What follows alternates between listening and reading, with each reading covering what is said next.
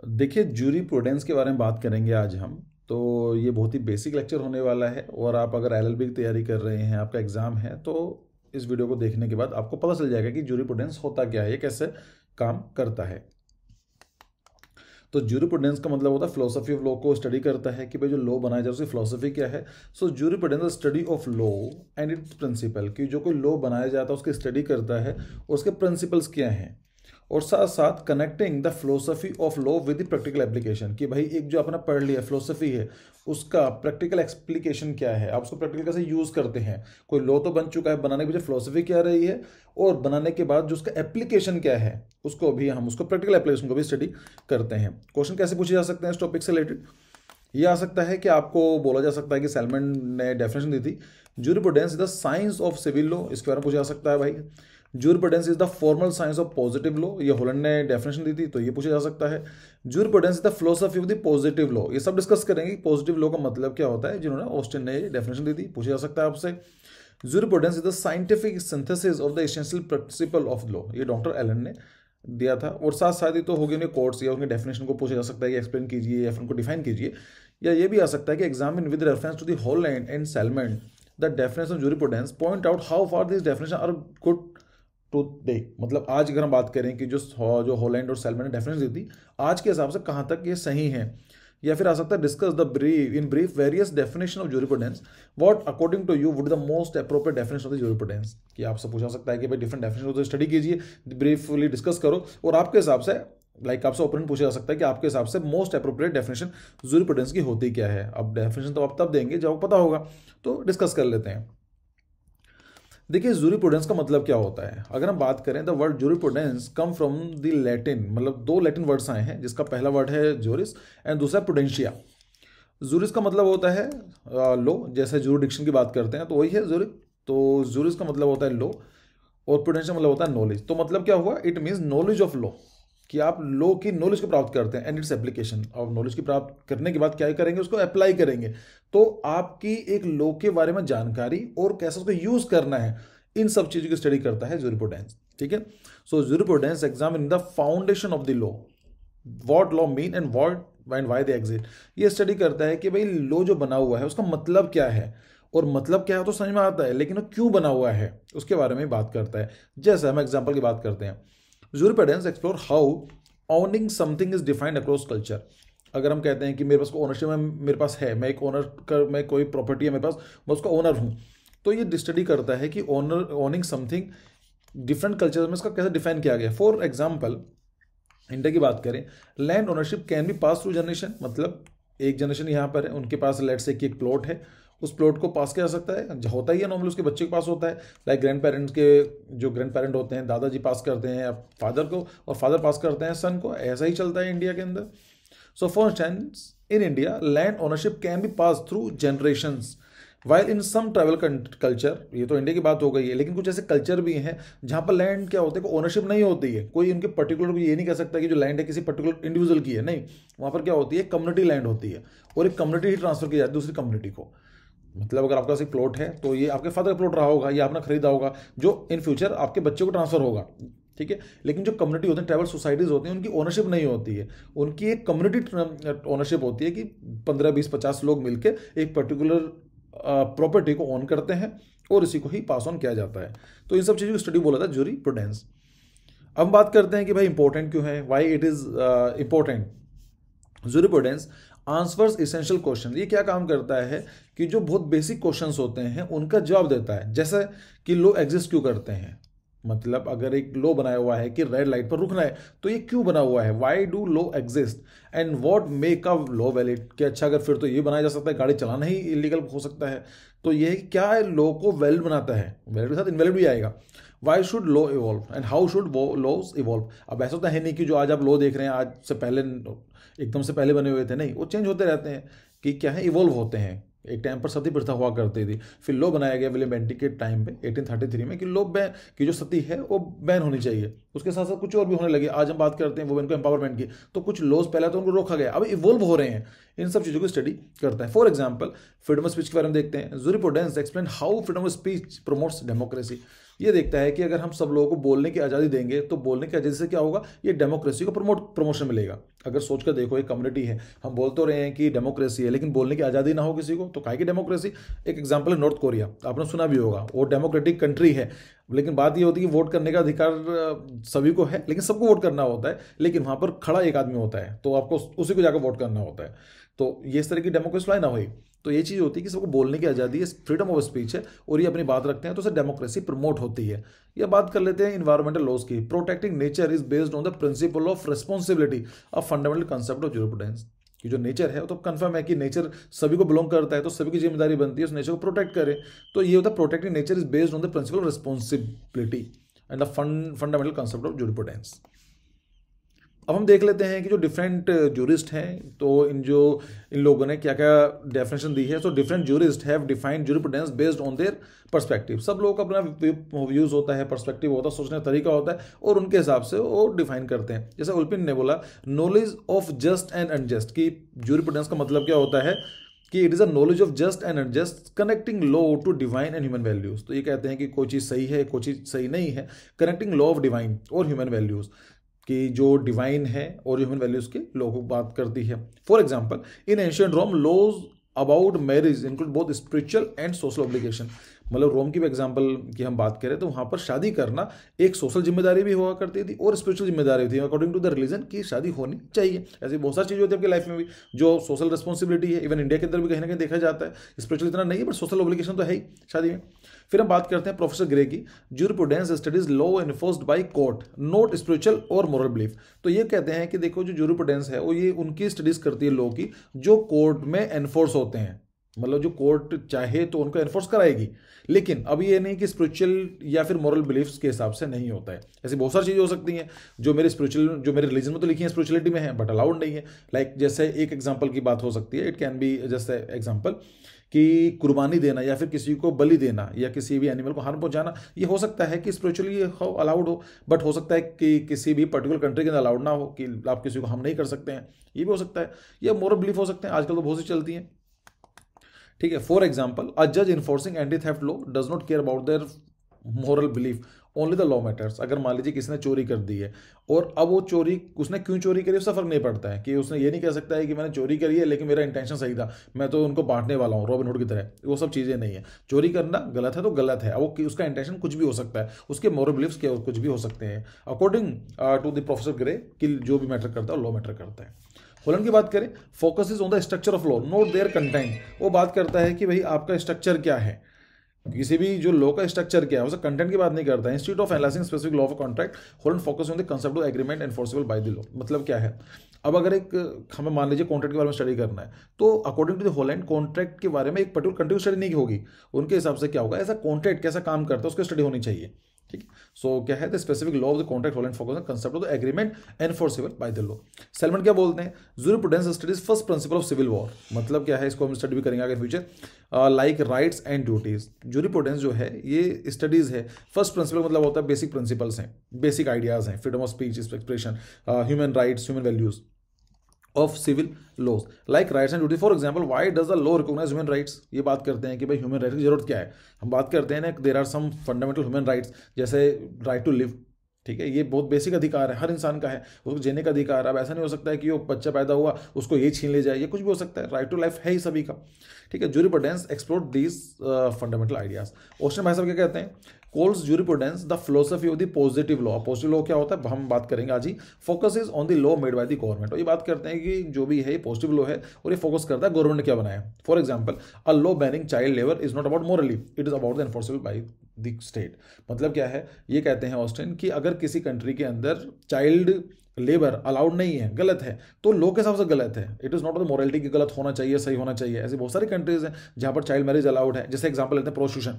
अगर हम बात करते हैं प्रोस्टिट्यूशन लीगली तो सही नहीं है, मतलब in the sense of the morality के हिसाब से तो गलत ही है। कोई भी आदमी बोलेगा कि yes prostitution is wrong, but there are some countries जहां पर प्रोस्टिट्यूशन लो अलाउड है। तो जैसे ड्रग्स के बारे में बात करते हैं, ऐसी कंट्रीज जहां पर बेसिक ड्रग्स अलाउड है लेकिन मोरली सही नहीं है, तो इसके बारे में बात करते हैं। वो अकॉर्डिंग टू द ऑस्टिन ये मैटर नहीं करता उसको मोरलिटी क्या है, ये मैटर करता है कि भाई वो जो चीज़ है एनफोर्स बाय द स्टेट, मतलब जो सरकार है स्टेट है। स्टेट की definition according to the article number 12 different है, लेकिन आप समझ लीजिए स्टेट का मतलब हो गया एक अथॉरिटी है जो लो बना सकती है, उसके हिसाब से एनफोर्सेबल है या नहीं, उसने क्या डिसाइड करा है।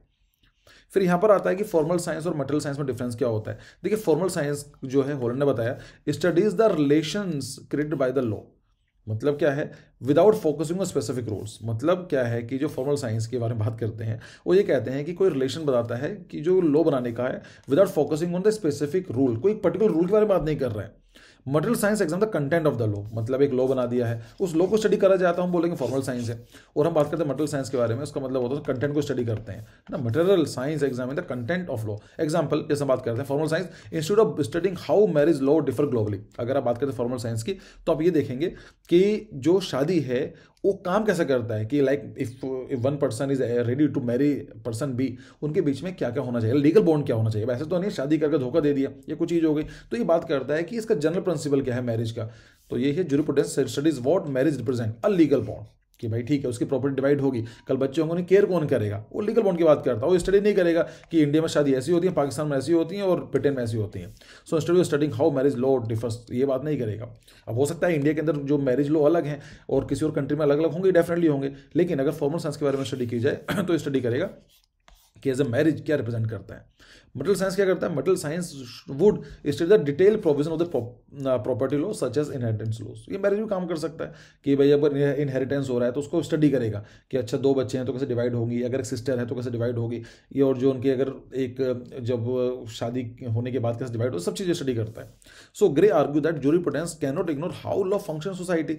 अब इसका थोड़ा सा ये बोला जाता है कि जो ग्रे हैं ये बोलते हैं कि आप कैसे इग्नोर कर सकते हो कि कोई भी एक कि आप कैसे इग्नोर कर सकते हो कि कोई फंक्शन, एक जो लॉ है फंक्शन कैसा करता है। मतलब for example a traffic law is not about following the signals, it about preventing accident. की अगर हम बात करते हैं ट्रैफिक लॉज बनाए जाते हैं, तो ट्रैफिक लॉज बनाने का मतलब ये थोड़ा ना होता है कि आपको सिर्फ जो सिग्नल दिए गए हैं वही फॉलो करने, रेड लाइट आ जाएगी तो रेड लाइट हो गई तो रुक जाना है, ग्रीन होकर चले जाना है। लेकिन वो ये कहते हैं ग्रे कि आप इसका जो मेन पर्पज ये है कि एक्सीडेंट को कैसे रोका जाए। अब हम बात करते हैं टाइप ऑफ जूरिस्प्रूडेंस, जो सेलमेंट्स का व्यू है वो ये बात करते हैं कि जूरिस्प्रूडेंस के टाइप्स क्या हैं। जैसा आता है एक्सपोजिटरी जूरिस्प्रूडेंस है, लीगल हिस्ट्री है, साइंस ऑफ। देखते हैं सेलमेंट आइडेंटिफाई 3 टाइप ऑफ जूरिस्प्रूडेंस। 3 तरह के जूरिस्प्रूडेंस इन्होंने स्टडी किए हैं, इन्होंने आइडेंटिफाई करे हैं। पहला होता है expository jurisprudence, focuses on the current legal system, for example analysing the right guaranteed under the Indian constitution. ये बात करता है कि भाई आज हमारे पास जो करंट लीगल सिस्टम उसके बारे में स्टडी करने के लिए होता है। पहले क्या था उसका मतलब नहीं है, इन फ्यूचर क्या होने वाला उसके बारे में कोई लॉजिक नहीं है। पॉइंट ये कि आज क्या है। अगर हम बात करते हैं इंडियन कॉन्स्टिट्यूशन के बारे में, आर्टिकल नंबर 19 में क्या लिखा है, 21 में क्या लिखा है, 25 में क्या, 32 में क्या है, तो उसके बारे में बात करता है। ये तो हम कॉन्स्टिट्यूशन में स्टडी करते हैं, आज के राइट में क्या क्या हमें दिए गए हैं। For example right to property हुआ करता था और उसको स्टडी नहीं करेंगे। राइट टू प्रॉपर्टी क्या था, लीगल फंडामेंटल राइट हुआ करता था, अब वो फंडामेंटल राइट नहीं है, अब वो कॉन्स्टिट्यूशनल राइट है। ठीक है, तो अगर हम पढ़ना होगा इसमें एक्सपोजिटरी जूरिस्प्रूडेंस के अंदर हम पढ़ेंगे कि आज जो है जो राइट टू प्रॉपर्टी जो संवैधानिक अधिकार है लेकिन वो फंडामेंटल राइट नहीं है। लीगल हिस्ट्री क्या है, studies how law evolve over time. भाई अब लीगल हिस्ट्री बारे में बात करते हैं तो इतिहास क्यों पढ़ते हैं, जिससे समझ सकें कि कैसे चीज़ें डेवलप हुई हैं, पहले क्या हुआ करता, आज कैसा है, कि इन फ्यूचर कैसा होगा। So studies how law evolves over time, for example how the abolition of the slavery influenced modern labour laws.